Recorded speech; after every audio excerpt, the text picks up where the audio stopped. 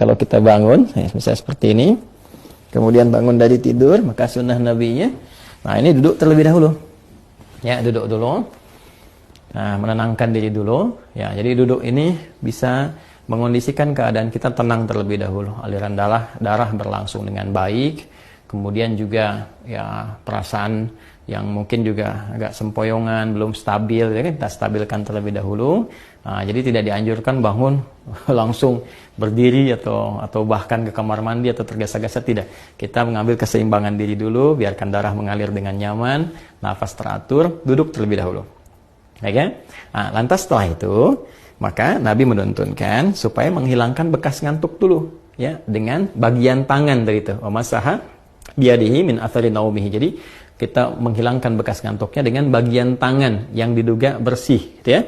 Nah, jadi nanti ada di hadis lain bahwa saat bangun tidur nanti saat bersamaan kita akan wudhu, kita dianjurkan untuk cuci tangan terlebih dahulu, ya kan? Karena tidak menduga di bagian mana tangan ini bisa menyentuh hal-hal yang mungkin kotor.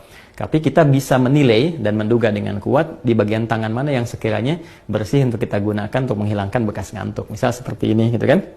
Nah, atau kalau kita duga baik, bersih, kita gunakan seperti ini juga. Nah, apa tujuannya? Pertama, untuk membangun kesadaran terlebih dahulu.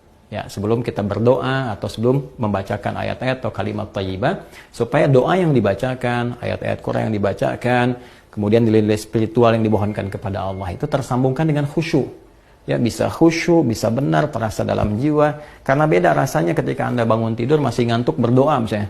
Doa bangun tidur gitu kan, atau baca beberapa ayat dari Al-Quran itu rasa kejiwaannya akan berbeda dibandingkan ketika Anda menghilangkan rasa kantuk, ya, kemudian sudah mulai agak fokus, sudah lebih baik, ya. Kadang-kadang kan ada yang baru begini, bangunnya jam 3 kan, tapi yang begini, tiba-tiba lihat jam, udah jam 4, ternyata 1 jam nggak sadar begini kan. Nah, karena itu tidak dalam jeda yang lama, nggak pakai lama, jadi duduk, kemudian hilangkan bekas kantuknya, seperti ini, ya, bisa demikian.